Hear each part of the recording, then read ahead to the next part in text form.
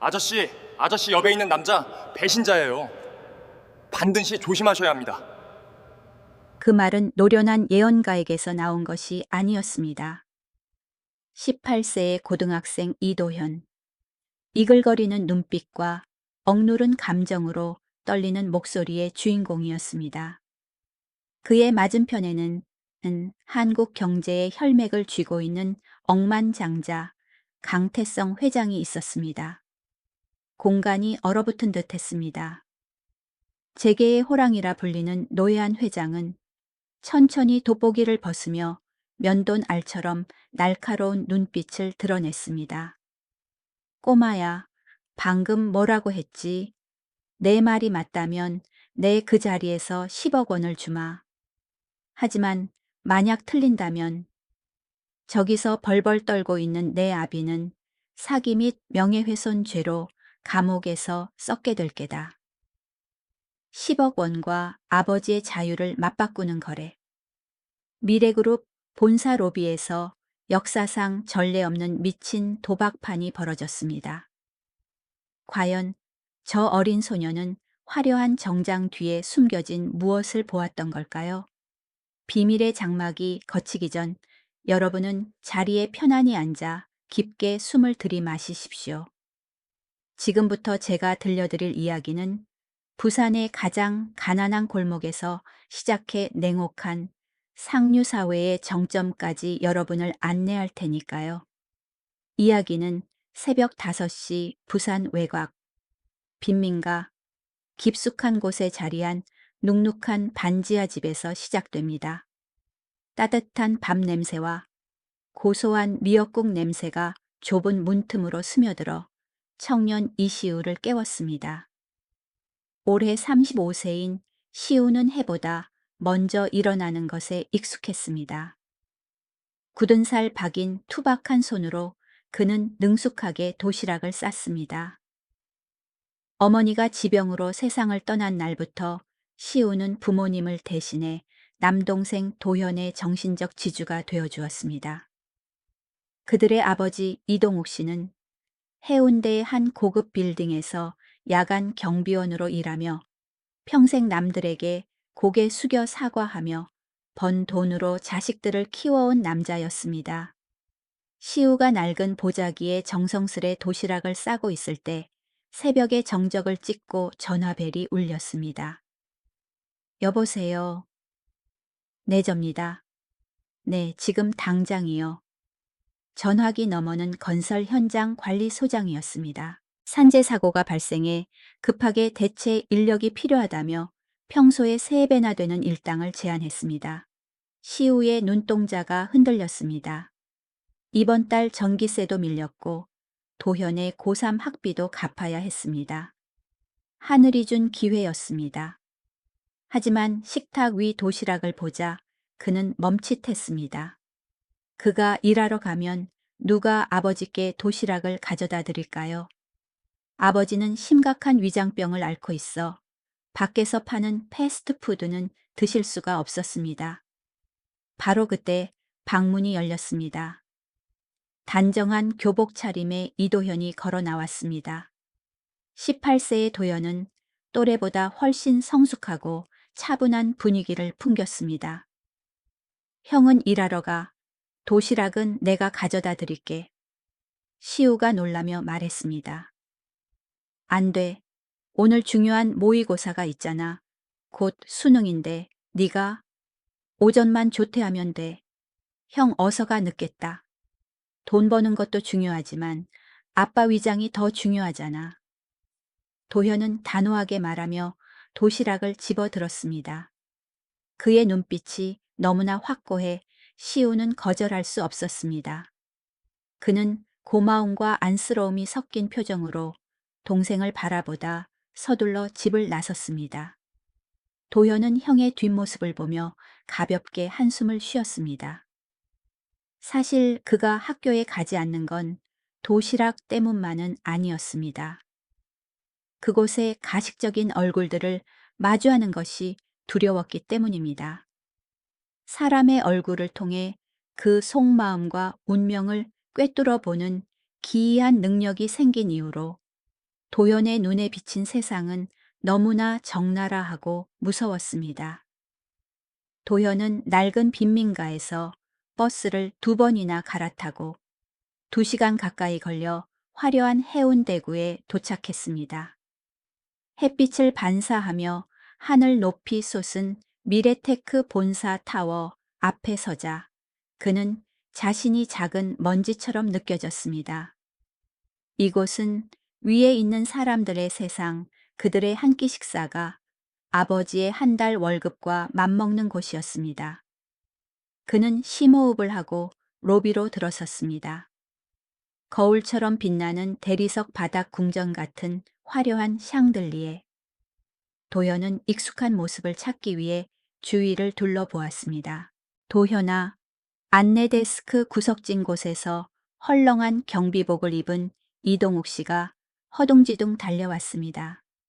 수면 부족으로 퀭한 눈과 야윈 얼굴이었지만 막내 아들을 보자 그의 눈빛은 금세 행복으로 반짝였습니다.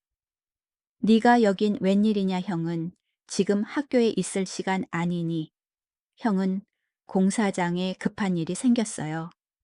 제가 도시락 가져왔어요. 아빠 식기 전에 어서 드세요. 따뜻한 도시락을 받아든 동욱 씨의 손이 떨렸습니다. 초라한 모습을 아들에게 보여 미안하면서도 효심 깊은 2 아들이 자랑스러웠습니다. 하지만 그 기쁨은 오래가지 못했습니다. 갑자기 로비의 공기가 완전히 바뀌었습니다. 대리석 바닥을 울리는 구두 소리가 차갑고 위압적으로 들려왔습니다. 검은 양복을 입은 경호원 무리가 들이닥쳐 사람들을 거칠게 양옆으로 밀어내며 넓은 길을 만들었습니다. 비키세요. 회장님 지나가십니다. 회전문을 통해 한 노신사가 들어왔습니다. 뒤로 빗어 넘긴 백발 값비싼 맞춤 정장, 그리고 숨조차 크게 쉴 수 없게 만드는 압도적인 기운. 그는 미래그룹의 운명을 쥐고 있는 IT 거물 강태성 회장이었습니다. 그 바로 옆에는 중년의 최민호 이사가 굽실거리며 연신 미소를 짓고 있었습니다. 동국 씨는 당황하며 도현을 벽 쪽으로 깊숙이 끌어당겼습니다. 그의 얼굴에서 핏기가 사라졌습니다. 도현아 고개 숙여 절대 저분을 똑바로 쳐다보면 안 돼. 회장님이시다. 하지만 도현은 고개를 숙이지 않았습니다. 오히려 그의 눈은 크게 떠져 강 회장과 그 옆의 남자를 뚫어지게 응시했습니다. 천부적인 능력이 강하게 솟구쳤습니다. 그의 눈에 최 이사의 얼굴은 더 이상 선량한 미소가 아니었습니다. 그의 인당 미간을 감싼 검은 연기가 보였고 눈빛에는 먹잇감을 노리는 독사의 형상이 비쳤습니다. 더 끔찍한 것은 강 회장의 얼굴에 나타난 균열이었습니다. 그것은 재산의 붕괴와 피비린내 나는 배신을 예고하는 징조였습니다. 일행이 2 부녀 앞을 지나갈 때였습니다. 최 이사가 회장의 귀에 무언가 속삭이는 순간 도현은 참지 못하고 소리쳤습니다. 정적 흐르는 로비에 그의 목소리가 울려 퍼졌습니다. 서명하지 마세요. 오늘 오후 계약은 함정입니다. 강 회장의 발걸음이 멈췄습니다. 로비 전체가 숨을 죽였습니다. 수십 개의 시선이 2 부녀가 서 있는 벽 쪽으로 쏠렸습니다. 동욱 씨는 너무 놀라 도시락을 떨어뜨릴 뻔했고 급히 아들의 입을 막으며 바닥에 무릎을 꿇었습니다. 자, 잘못했습니다. 회장님, 제 아들이 아직 철이 없고 몸이 아파서 헛소리를 했습니다. 부디 용서해 주십시오. 강 회장이 천천히 뒤를 돌아보았습니다. 그는 벌벌 떨고 있는 늙은 경비원에게 천천히 다가갔고 그의 그림자가 2 사람을 덮쳤습니다. 꼬마야. 그의 목소리는 탁하고 낮았습니다. 방금 뭐라고 했지 함정이라니. 도현은 아버지의 손을 뿌리치고 똑바로 일어섰습니다. 18세인 그는 회장과 키가 거의 비슷했습니다. 그는 두려움 없이 거물의 눈을 직시했습니다. 회장님, 회장님의 인당이 암기, 그늘로 덮여 있습니다. 옆에 서 있는 최 이사라는 사람은 방울의 관상을 가졌습니다. 눈꼬리에 주름이 갈라져 있고 인중이 비뚤어졌습니다. 이는 이익을 위해 은인을 팔아넘길 자의 관상입니다. 그가 서명을 재촉하는 오늘 오후의 합병 계약은 사실상 미래테크의 사형 선고나 다름없습니다. 이 건방진 놈이 지금 무슨 소리를 하는 거야? 최 이사가 얼굴이 불그락 푸르락해져서 소리치며 도연의 뺨을 때리려 달려들었습니다. 하지만 강 회장이 손을 들어 제지했습니다. 그는 눈을 가늘게 뜨고 교복 입은 이 젊은 청년을 빤히 쳐다보았습니다. 무시무시한 침묵이 감돌았습니다. 관상학이라 하, 강 회장이 차가운 헛웃음을 터뜨렸습니다. 21세기에 머리에 피도 안 마른 녀석이 감히 내게 사람 보는 법을 가르치려 드느냐. 난 이 사람을 20년이나 썼다. 그는 내 오른팔이야. 그는 도연에게 가까이 다가와 귓속 말하듯 작게, 그러나 모두가 들을 수 있도록 말했습니다. 좋다. 내 그 배짱이 마음에 드는군. 그럼 우리 내기 하나 하지. 그는 자신의 손목에 있는 파텍 필립 시계를 가리켰습니다. 지금 오전 10시다. 체결식은 오후 2시지. 만약 내 말이 맞아서 오늘 네가 예언한 대로 병고가 생긴다면 내 즉석에서 현금 10억 원을 주마. 내 가족의 인생을 바꿀 수 있는 돈이지. 군중들이 놀라 술렁거렸습니다. 10억 원 상상도 할 수 없는 금액이었습니다. 하지만 강 회장의 목소리가 갑자기 칼날처럼 날카로워졌습니다. 하지만 만약 네가 틀린다면, 오늘 오후 일이 순조롭게 진행된다면 그의 시선이 바닥에 무릎 꿇은 아버지를 향했습니다. 내 아비가 책임을 져야 할 거야. 명예훼손, 영업비밀, 누설 업무 방해죄로 고소하겠다. 내 권력으로 장담하건대 내 아비는 최소 10년은 감옥에서 살게 될 거다. 할 테냐? 동국 씨는 감옥이라는 말에 바닥에 주저앉으며 눈물을 쏟았습니다. 그는 아들의 바짓단을 잡고 애원했습니다. 도연아, 어서 사과드려. 제발 이러지 마라.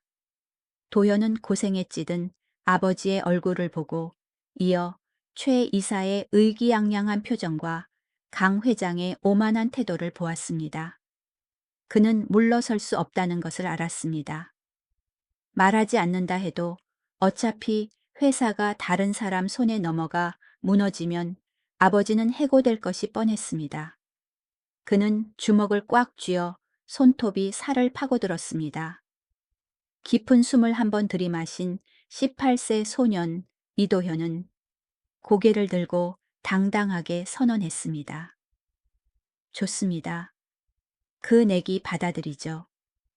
하지만 약속 기억하십시오. 10억 원. 그리고 우리 아버지께 드릴 사과까지 말입니다. 엘리베이터 문이 닫히며 강 회장의 의미심장한 미소를 가렸고 호기심과 경멸 어린 시선들 속에 두 부자만 덩그러니 남겨졌습니다. 도현은 너무 무모했던 걸까요? 아니면 정말 미래를 본 것일까요? 그리고 식은땀을 흘리던 최 이사는 정말로 무언가를 숨기고 있는 걸까요? 시계는 돌아가기 시작했습니다. 한 가족의 운명과 거대 기업의 존망이 이제 벼랑 끝에 매달렸습니다. 금장 엘리베이터 문 뒤로 강 회장의 차가운 등이 사라지자 권력이라는 보호막이 무너지며 두 부자 후지는 분노의 폭풍 한가운데 남겨졌습니다. 이 미친 경비원 놈이 가니 배 밖으로 나왔나 어디서 사기 칠 게 없어서 그따위 짓을 해. 지점장 정 관리자의 고함이 로비의 공기를 갈랐습니다. 그는 얼굴이 붉게 달아올라 돈국 씨의 멱살을 잡으려 달려들었습니다.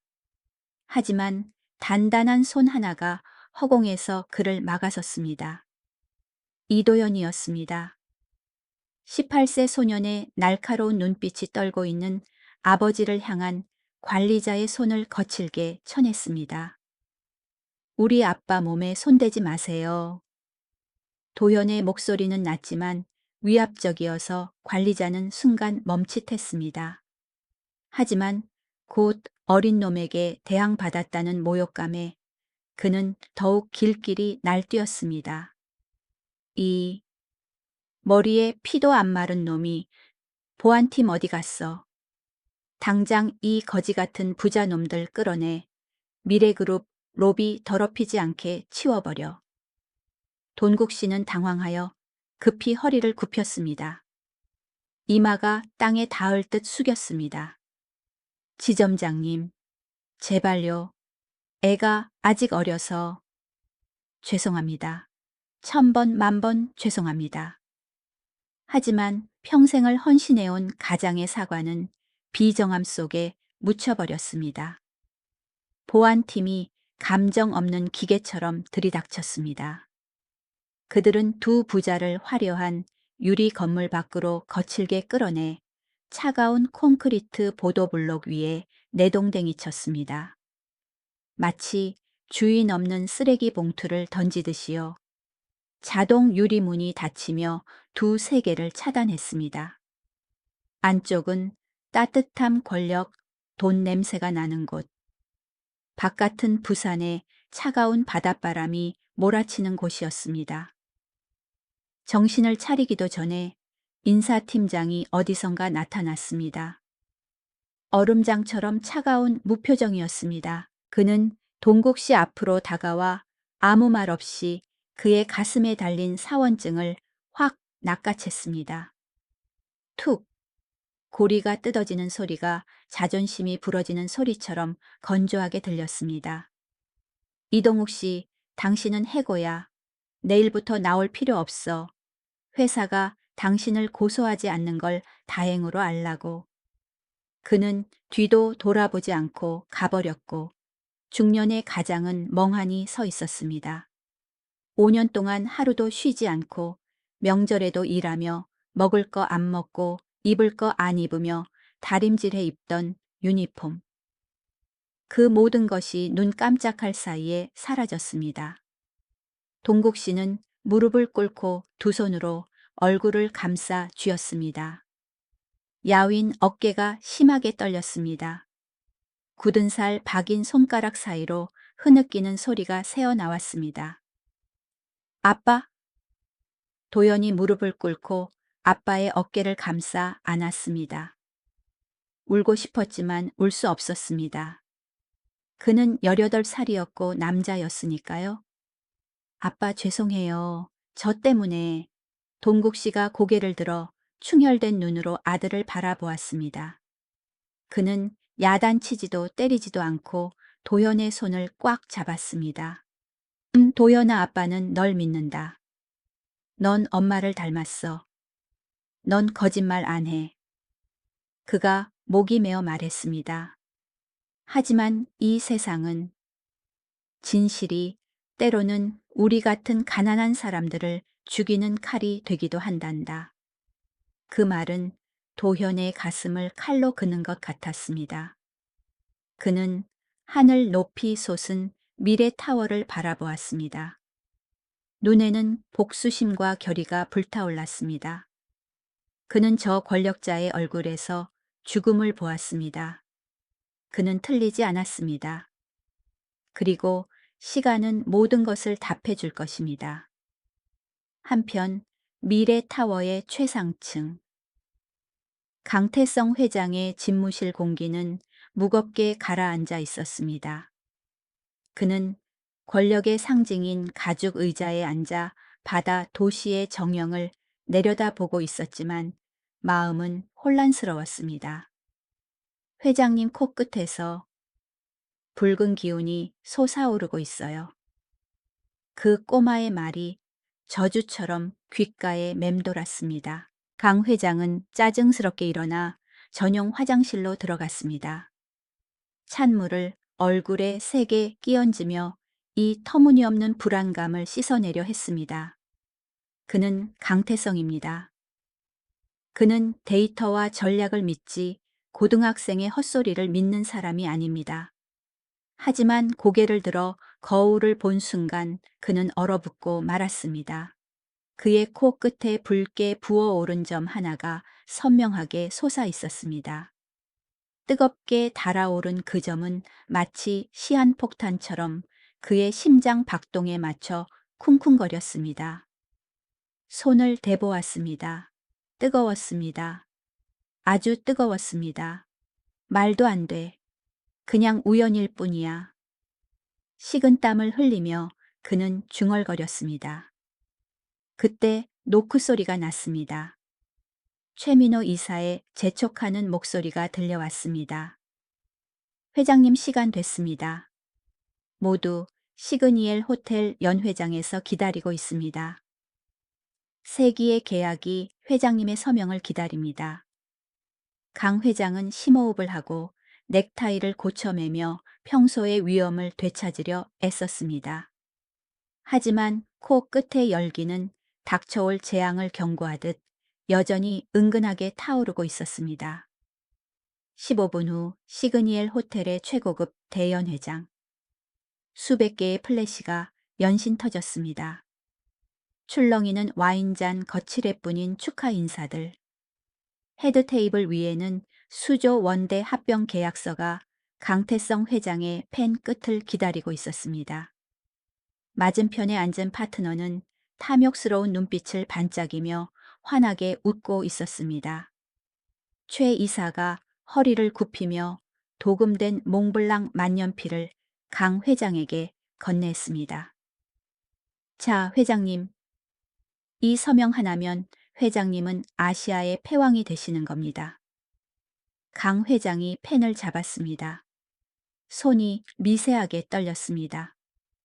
그는 하얀 종이를 내려다보다가 다시 최 이사를 쳐다보았습니다. 그 순간 아첨하는 최 이사의 웃는 얼굴 위로 18세 소년의 맑지만 단호한 눈빛이 겹쳐 보였습니다. 회장님 곁에 배신자가 있습니다. 절대 서명하지 마세요. 갑자기 강 회장의 코끝이 불에 댄 듯 맹렬하게 아파왔습니다. 극도의 불안감이 밀려와 심장을 조였습니다. 늙은 늑대의 직감이 그 어느 때보다 강하게 깨어났습니다. 펜촉이 종이에 닿았습니다. 잉크가 작은 점으로 번지기 시작했습니다. 연 회장 전체가 숨을 죽였습니다. 갑자기 탁 강 회장이 펜을 테이블 위에 떨어뜨렸습니다. 작은 소리였지만 정적 속에서는 총성처럼 울렸습니다. 회장님, 최 이사의 얼굴색이 변하며 목소리가 갈라졌습니다. 왜 그러십니까? 강 회장은 벌떡 일어나 날카로운 눈빛으로 당황한 좌중을 훑어보았습니다. 중단해. 오늘 체결식은 없다. 뭐라고요? 상대방 측 대표가 책상을 치며 일어났습니다. 강 회장, 지금 우리랑 장난하자는 거요. 전 세계가 지켜보고 있어. 내가 멈춘다면 멈추는 거야. 상대방 재무서류. 전체 다시 검토해. 숫자 하나, 쉼표 하나까지. 샅샅이 뒤져. 최 이사는 사색이 되어 강 회장의 팔을 잡았습니다. 전례 없는 무례한 행동이었습니다. 회장님, 미치셨습니까? 지금 취소하면 주가가 폭락하고 회사 신용이 이거 놔. 강 회장이 고함치며 그의 손을 뿌리쳤습니다. 그는 뜨겁게 달아오른 코를 감싸 쥐고 경악한 군중을 뒤로 한 채 돌아섰습니다. 그는 무거운 침묵 속에 집무실로 돌아왔습니다. 의자에 털썩 주저앉아 거친 숨을 몰아쉬었습니다. 내가 실수한 건가? 미신 때문에 평생 일군 기업을 내 손으로 망친 건 아닐까? 쾅. 문이 열렸습니다. 비서실장이 태블릿 피스를 들고 유령이라도 본 듯 창백한 얼굴로 뛰어들어왔습니다. 회장님, 긴급 속보입니다, 세상에. 이것 좀 보십시오. 강 회장이 태블릿을 낚아챘습니다. 붉은색 헤드라인이 눈을 때렸습니다. 충격 미래테크 합병 파트너 거액의 분식회계 적발, 5조 원, 규모 은닉 부채 발각. 태블릿이 강 회장의 손서 미끄러져 떨어졌습니다. 만약 아까 그 계약서에 서명했다면 미래테크는 저 거대한 빚더미를 떠안아야 했을 것입니다. 그의 제국은 무너지고 그는 빈털터리가 되었을 것입니다. 등골에 소름이 끼쳤습니다. 두려움 때문이 아니라 방금 드러난 적나라한 진실 때문이었습니다. 그 꼬마, 오늘 아침 로비에 있던 18세 소년, 그가 맞았습니다. 완벽하게 맞았습니다. 강 회장은 떨리는 손으로 손거울을 꺼냈습니다. 코 위에 붉은 점은 여전히 있었지만 통증은 가라앉았습니다. 그는 거울을 보다 문가에 서서 비 오듯 식은 땀을 흘리고 있는 최 이사를 쳐다보았습니다. 회장님 곁에 배신자가 있습니다. 외부의 사기꾼은 드러났습니다. 하지만 내부의 배신자, 이 죽음의 계약을 강요했던 자는 여전히 여기 서 있었습니다. 강 회장의 눈빛이 당혹감에서 면도날 같은 차가움으로 바뀌었습니다. 그는 비서실장에게 낮지만 위험 있는 목소리로 명령했습니다. 당장 그 소년을 찾아와. 오늘 아침 해고된 경비원의 아들 말이다. 네, 부산 시내를 다 뒤져서라도 찾아내 내 주위에 있는 악마들의 진짜 얼굴을 꿰뚫어 본 건 그 아이뿐이야. 당장 데려와 지금 당장 가난한 소년 이도현을 찾는 추격전이 시작되었습니다. 하지만 강 회장은 몰랐습니다.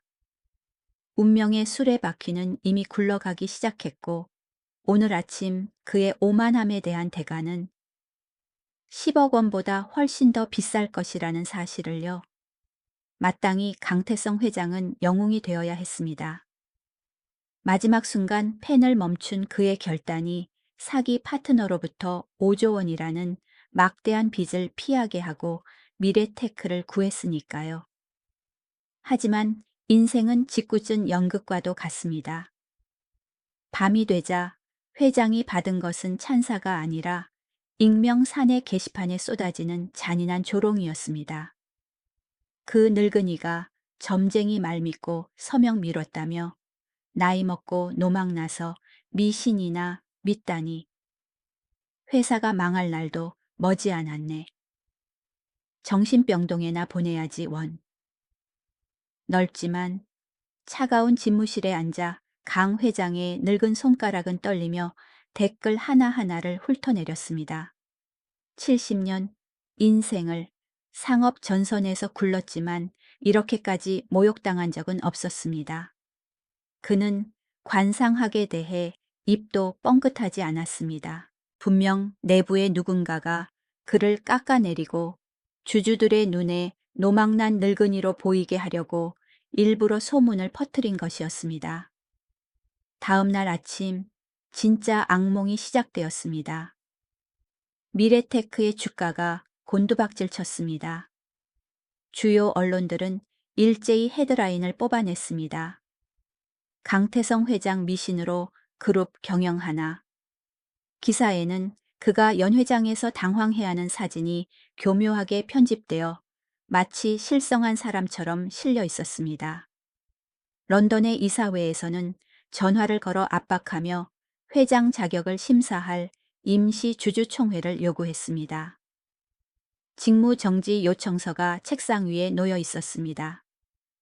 강 회장은 통유리창 앞에 서서 분주한 부산 시내를 내려다 보았습니다. 벼랑 끝에 몰렸습니다. 온 세상이 등을 돌렸고 자신이 미치지 않았음을 증명해 줄 유일한 사람은 바로 자신이 쫓아낸 가난한 고등학생 뿐이었습니다. 그는 다시 거울을 보았습니다. 코끝의 붉은 점은 여전히 불타오르고 있었고 섬뜩한 경고처럼 더 크게 부어올라 있었습니다. 김 실장 차 대기시켜. 아니, 전용차 말고 택시 불러. 혼자 가겠다. 낡은 택시는 권력의 정점인 거물을 태우고 화려한 해운대를 벗어나 좁고 습한 빈민가 골목으로 들어갔습니다. 길이 너무 가팔라. 차가 올라갈 수 없어 그는 내려서 걸어야 했습니다. 가파른 계단 하나하나가 70세 노인의 기력을 앗아갔습니다. 심장은 터질 듯 뛰었고 등은 땀으로 젖었습니다.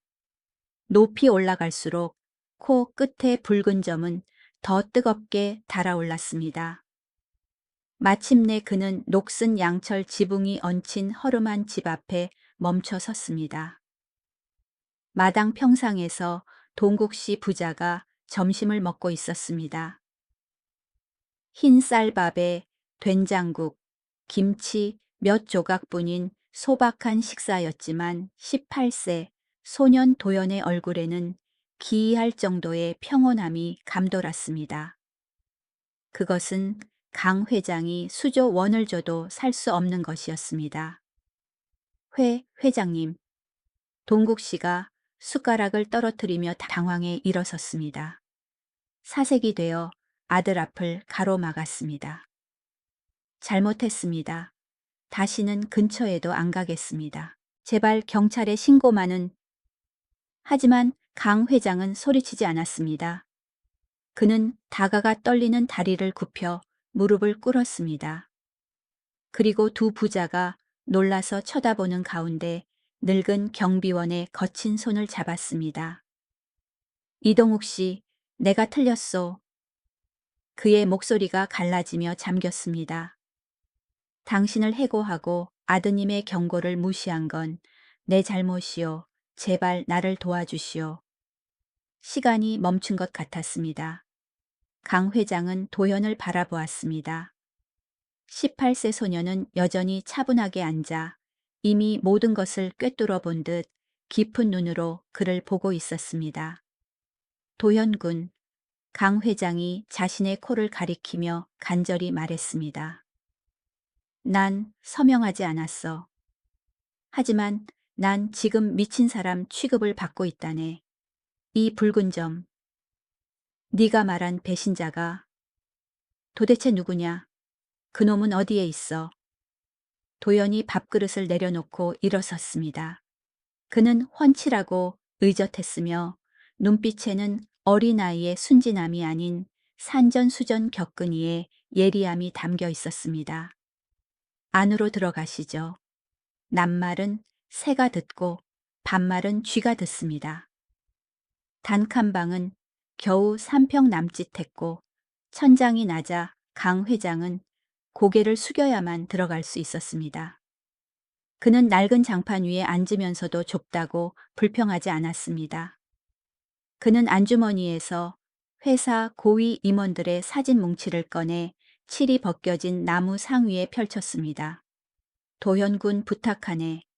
내 등 뒤에 칼을 꽂고 서 있는 자가 누군지 알려다오. 도현은 사진들을 하나하나 관찰했습니다. 그의 긴 손가락이 인사팀장, 재무팀장을 지나 멈췄습니다. 9번째 사진 위에 손가락을 올렸습니다. 강 회장의 심장이 덜컥 내려앉았습니다. 아니야, 그럴 리가. 그것은 최민호였습니다. 15년 동안 그를 따랐던 사람, 친아들처럼 여겼던 사람. 네가 잘못 본 거야. 민호는 나에게 가장 충성스러운 사람이다. 강 회장이 힘없이 반박했습니다. 회장님, 저 사람의 귀를 자세히 보세요. 도연이 사진을 가리키며 단호하게 말했습니다. 귀바퀴가 뒤로 뒤집혀 있고 입과 귀 속 연골이 밖으로 튀어나와 있습니다.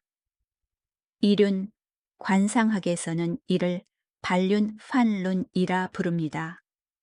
야심이 크고 목적을 위해서라면 은인도 배신할 관상입니다. 그리고 입술을 보세요. 칼날처럼 얇습니다. 회장님께는 웃고 있지만 속으로는 칼을 갈고 있는 겁니다.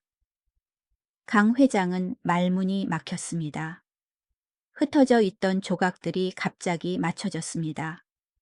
계약을 재촉하던 모습, 서명을 멈췄을 때 당황하던 태도, 그리고 직후에 퍼진 사내 루머, 점쟁이 소문을 퍼뜨려 그를 매장시키려면 당시 로비 상황을 정확히 아는 최민호뿐이었습니다.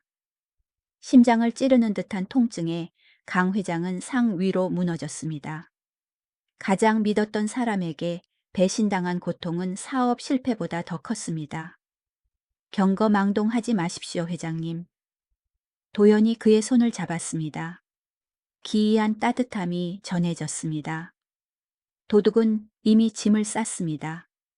지금 소리치면 재산을 들고 도망갈 겁니다. 깊이 잠든 척 하셔야 합니다. 그가 문 밖으로 발을 내디딜 때, 그때 문을 닫고 잡아야 합니다. 18세 소년의 눈에서 번뜩이는 결단력에 강 회장은 정신이 들었습니다. 그는 눈물을 닦고 고개를 끄덕였습니다. 초라한 반지하 방에서 방역의 계획이 세워졌습니다. 그 후 며칠 동안 동욱 씨는 회장의 눈이 되었습니다. 낡은 자전거와 허름한 작업복 차림으로 전직 경비원은 부산 시내 곳곳을 누비며 최민호의 검은 세단을 미행했습니다. 아무도 고생에 찌든 늙은 아저씨를 경계하지 않았습니다. 그리고 마침내 증거가 손에 들어왔습니다. 은밀한 일식집에서 최민호가 경쟁사에게 기밀 데이터를 넘기는 장면을 몰래 찍은 사진들이었습니다. 운명의 이사회 전날 밤 강 회장은 다시 두 부자의 자취방을 찾았습니다. 증거 사진을 든 그의 눈은 복수심으로 불타오르면서도 깊은 슬픔이 서려 있었습니다. 일 처리가 끝나자 강 회장은 한동안 말없이 앉아 있었습니다. 그는 안주머니에서 낡은 금장 로켓 펜던트를 꺼냈습니다. 그 안에는 인자한 미소를 짓고 있는 여인의 흑백 사진이 있었습니다. 도현, 군. 그의 목소리가 가라앉았습니다. 난 평생 비정한 놈이라는 소리를 듣고 살았네. 아내가 마지막 숨을 거둘 때도 사업 미팅 때문에 곁에 있어 주지 못했지. 난 항상 아내가 날 많이 원망했을 거라고 생각했어. 그는 떨리는 손으로 도연에게 사진을 건넸습니다. 나에게 사실대로 말해주게. 아내의 얼굴에 원망하는 기색이 있는가? 방 안의 공기가 숙연해졌습니다. 도연은 펜던트를 받아들고 희미한 전등 불빛 아래서 한참을 들여다보았습니다. 그가 고개를 들어 늙은 억만장자의 눈을 깊이 바라보았습니다. 그의 목소리는 봄바람처럼 부드럽고 따뜻했습니다. 회장님, 사모님은 곱게 뻗은 콧대와 슬픈 봉황간, 풍황, 옌을 가지셨습니다. 바다처럼 넓은 마음을 가진 분이셨네요. 사모님은 결코 회장님을 원망하지 않으셨습니다. 강 회장의 눈에서 눈물이 흐르기 시작했습니다. 회장님, 턱 밑에 작은 흉터가 보이시나요? 도연이 손가락으로 가리켰습니다. 사모님은 그곳을 보고 계십니다. 사진 속 시선은 카메라가 아니라 회장님을 향해 있어요. 회장님 어깨의 짐이 너무 무거워서 마음 아파하고 계십니다. 회장님이 외로울까봐 걱정하신 겁니다. 돌아가시는 순간까지. 사모님이 가져간 유일한 마음은 원망이 아니라 일밖에 모르는 바보 같은 남편에 대한 걱정이었습니다. 아이고, 수십 년간 억눌러 왔던 울음이 터졌습니다. 재계의 강철 같은 남자 강태성 회장은 어린아이처럼 얼굴을 감싸쥐고 엉엉 울었습니다. 그는 도현의 어깨에 고개를 파묻었습니다. 수십 년간 가슴을 짓눌러온 죄책감이라는 바위가 진심 어린 몇 마디 말에 치워졌습니다. 도현은 떨리는 회장의 등을 부드럽게 토닥여 주었습니다. 회장님, 우셔도 괜찮습니다. 보세요. 회장님 얼굴에 혈색이 돌아왔습니다. 코끝의 붉은 점도 점점 흐려지고 있어요. 한참 뒤 강 회장이 고개를 들었습니다. 눈은 퉁퉁 부었지만 전례 없는 결의가 빛나고 있었습니다. 그는 도연의 손을 꽉 잡았습니다. 고맙네. 자네가 날 2번 구했어. 한 번은 회사의 목숨을 그리고 이번엔 내 영혼을 구했네. 그가 일어섰습니다. 얼룩덜룩한 벽에 그의 그림자가 길게 드리워졌습니다. 그는 더 이상 사람들에게 조롱받는 노망난 늙은이가 아니었습니다. 그는 깨어난 호랑이였습니다. 내일이 이사회다. 배신자는 내가 함정에 빠졌다고 생각하겠지. 하지만 그는 모를 거야. 진짜 함정은 이제부터 시작이라는 걸. 강 회장은 꼿꼿한 허리로 초라한 집을 나섰습니다. 부산의 밤바람이 거세게 불어왔습니다. 내일 아침 미래테크 본사에 닥쳐올 거대한 폭풍을 예고하듯이 오늘따라 부산의 하늘은 잿빛이었습니다. 큰 폭풍우가 몰아칠 징조였습니다. 운명의 이사회 하루, 전 어둠이 내려앉은 집무실에서 강태성 회장은 안락 의자에 앉아 바람 앞에 등불처럼 초췌한 모습으로 서류 봉투 하나를 최 이사 쪽으로 밀었습니다. 민호야, 난 지쳤다. 더 이상 이 배를 끌고 갈 정신이 없어. 내일 네가 나를 대신해 한국 지사 매각건을 발표해라. 널 믿고 모든 걸 맡기마. 최민호 이사의 동공이 흥분으로 확장되었습니다. 그는 승리의 미소를 억누르며 짐짓 눈물겨운 척 연기했습니다. 회장님, 저를 정말 그렇게 믿어주십니까? 물론이지. 지난 15년 동안 내 곁에는 오직 너뿐이지 않았느냐. 최 이사는 터져 나오려는 탐욕스러운 눈빛을 감추기 위해 깊이 고개를 숙였습니다. 그는 보지 못했습니다. 그가 등을 돌리고 나가는 순간 뒤에 있던 노망난 늙은이가 꼿꼿이 허리를 펴고 면도날 같은 눈빛으로 그의 뒷모습을 노려보고 있다는 것을요. 쥐새끼가 미끼를 물었습니다. 이제 덫을 당길 차례입니다. 다음 날 아침 미래테크 본사 최상층 이사회 회의실. 화약 냄새가 진동할 듯 긴장감이 감돌았습니다. 12명의 고위 이사들은 숨을 죽인 채 마지막 판결을 기다리고 있었습니다. 최민호 이사가 일어섰습니다. 넥타이를 고쳐 매는 그의 태도는 마치 새로 즉위한 왕처럼 거만했습니다. 그는 옆에 축 늘어져 앉아있는 강 회장을 곁눈질하고는 쩌렁쩌렁하게 선언했습니다. 여러분, 강 회장님의 건강상 이유로 정원을 제가 위임받았습니다. 오늘 우리는 자본 보전을 위해 한국 지사를 넥스트 제너레이션 그룹에 매각하는 안건을 통과시킬 것입니다. 회의실이 술렁거렸습니다. 경쟁사에 매각한다고 이건 매국 행위나 다름없었습니다. 하지만 목석처럼 앉아있는 강 회장을 보며 아무도 감히 이 일을 제기하지 못했습니다. 자, 서명하시죠. 최민호가 재촉했습니다. 그의 눈빛이 공범인 정 관리자에게 향했고 그는 고개를 끄덕였습니다. 이사들의 펜이 막 종이에 닿으려는 순간 크크크 낮고 차가운 웃음소리가 긴장된 공기를 갈랐습니다. 모든 시선이 상석으로 쏠렸습니다. 방금 전까지 쓰러질 듯하던 강태성 회장이 천천히 고개를 들고 있었습니다.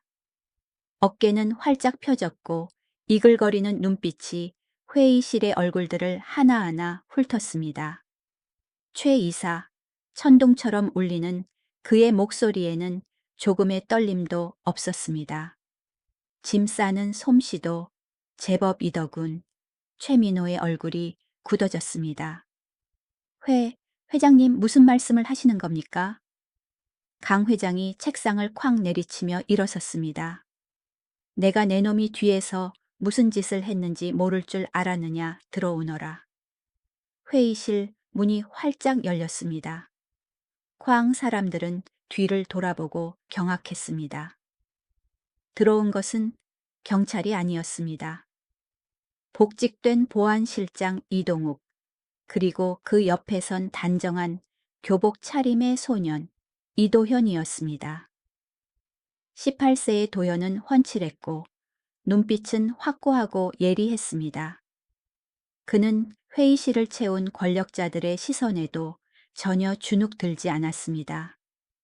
그는 최 이사 앞으로 똑바로 걸어가 그의 눈을 깊이 응시했습니다.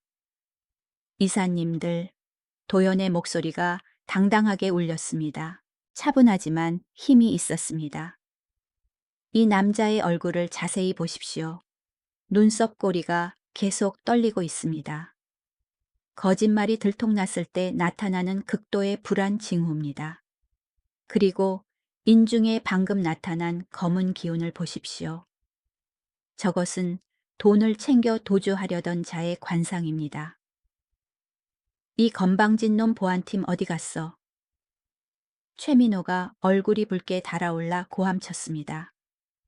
어디서 감히 학생놈을 여기에 들여 난동을 부려. 하지만 아무도 움직이지 않았습니다. 강 회장이 신호를 보냈습니다. 등 뒤에 대형 스크린이 켜졌습니다. 회의실 전체가 경악으로 들썩였습니다. 스크린에는 최민호가 일식집 뒷문에서 경쟁사 직원에게 USB를 몰래 건네는 장면이 선명하게 재생되고 있었습니다. 음성도 또렷하게 녹음되어 있었습니다. 늙은 회장이 노망났어. 지금이 회사를 통째로 삼킬 기회야. 최민호는 다리에 힘이 풀려 바닥에 주저앉았습니다. 변명의 여지가 없는 명백한 증거였습니다. 강 회장이 다가와 발밑에서 벌벌 떨고 있는 배신자를 내려다 보았습니다. 내가 어린 소년의 말을 믿는다고 비웃었나? 내가 미신에 빠졌다고? 아니, 민호야. 난 점을 믿지 않아. 난 마음 신을 믿는다. 네 마음이 검으니 내 관상에 배신이 드러난 게야. 그리고 이 청년은 그가 도현의 어깨에 손을 올렸습니다. 이 아이는 내가 눈이 멀어 보지 못한 진실을 꿰뚫어 보는 눈을 가졌다. 다시 한번 문이 열렸습니다. 경찰들이 들이닥쳤습니다. 차가운 수갑 소리가 울리며 배신자의 15년 야망을 끝장냈습니다. 최민호가 끌려나가자 회의실은 침묵에 잠겼습니다. 강 회장은 도현과 동국 씨의 손을 꽉 잡았습니다. 오늘 미래테크를 구한 건 돈이나 권력이 아닙니다. 바로 이 두 부자 후지의 정직함입니다. 오늘부로 이동욱 씨는 그룹의 총괄 보안실장으로 정식 임명합니다. 동욱 씨는 감격의 눈물을 터뜨렸습니다. 고생으로 주름진 얼굴에 행복의 눈물이 흘러내렸습니다. 도현은 미소 지으며 강 회장의 얼굴을 올려다 보았습니다. 회장님 보세요.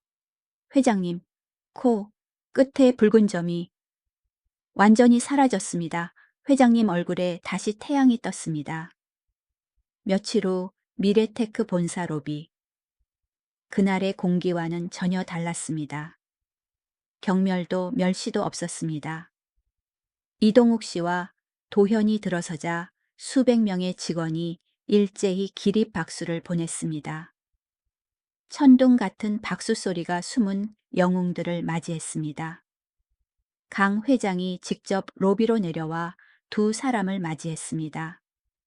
전 직원과 언론이 지켜보는 가운데 그는 힘차게 선언했습니다.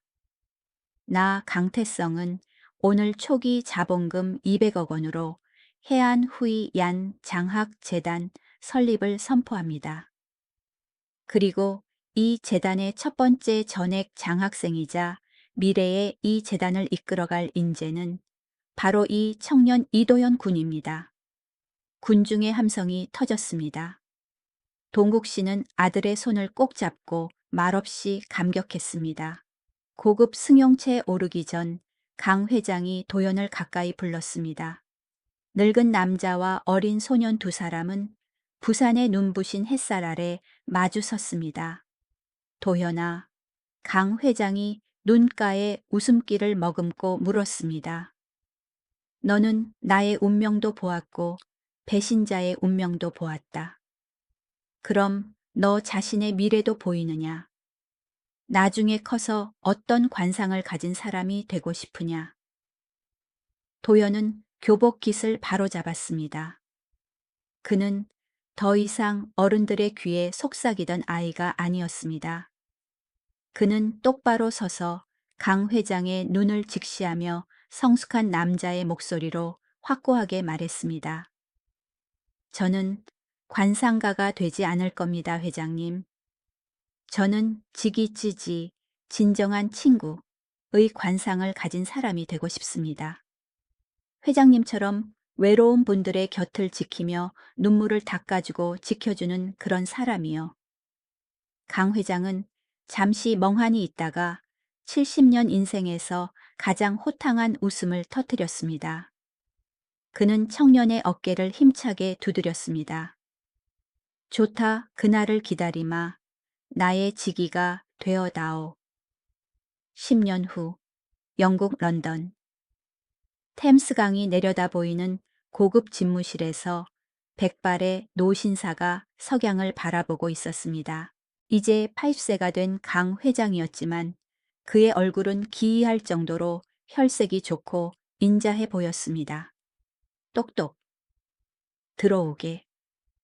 문이 열리고 28세의 청년이 들어왔습니다.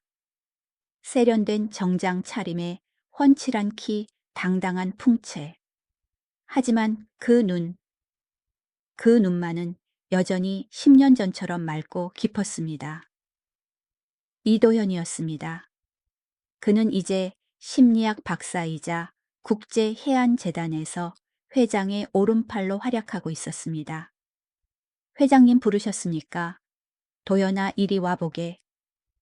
도연이 다가와 강 회장 옆에 나란히 섰습니다. 주종 관계의 거리감은 없었습니다. 그들은 나이를 초월한 친구처럼 서 있었습니다. 방금 10년 전 일이 생각나서 말이야. 강 회장이 생각에 잠겨 말했습니다. 그날 넌 지기의 관상을 갖고 싶다고 했지. 지금 내 얼굴을 한번 봐주게. 어떤가?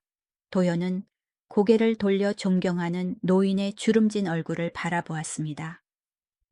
회장님, 관상은 타고나는 것이 아닙니다. 영혼이 얼굴에 남기는 발자국이죠. 지난 10년 동안 회장님은 수천 명의 가난한 아이들을 돕기 위해 마음을 쓰셨습니다. 지금은 도현은 강 회장의 주름진 손을 잡으며 따뜻하게 미소 지었습니다. 회장님의 얼굴에는 성인 샹렌의 자비로움이 깃들어 있습니다. 제가 만난 그 누구보다 아름다우십니다. 강 회장의 눈시울이 젖어들었습니다. 그는 도현의 손을 꽉 쥐었습니다. 고맙네. 내 곁에 와줘서, 내가 고독과 무지 속에서 죽지 않게 해줘서 고마워. 우리 같이 아름답게 늙어가세. 네, 함께 늙어가시죠.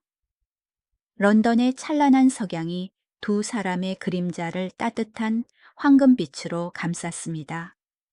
어느 억만장자와 천리안을 가진 소년의 이야기는 전설이 되었습니다. 하지만 무엇보다 이것은 믿음과 구원, 그리고 인간의 영혼이 어떻게 운명을 바꿀 수 있는지에 대한 이야기입니다. 이 이야기가 당신의 마음을 울렸다면 지금 바로 구독과 좋아요를 눌러주세요. 댓글로 여러분의 느낌을 남겨주세요. 어쩌면 당신의 이야기가 우리의 다음 영감이 될지도 모르니까요. 도현의 미소처럼 빛나는 내일을 맞이하시길 바라며 편안한 밤 되십시오.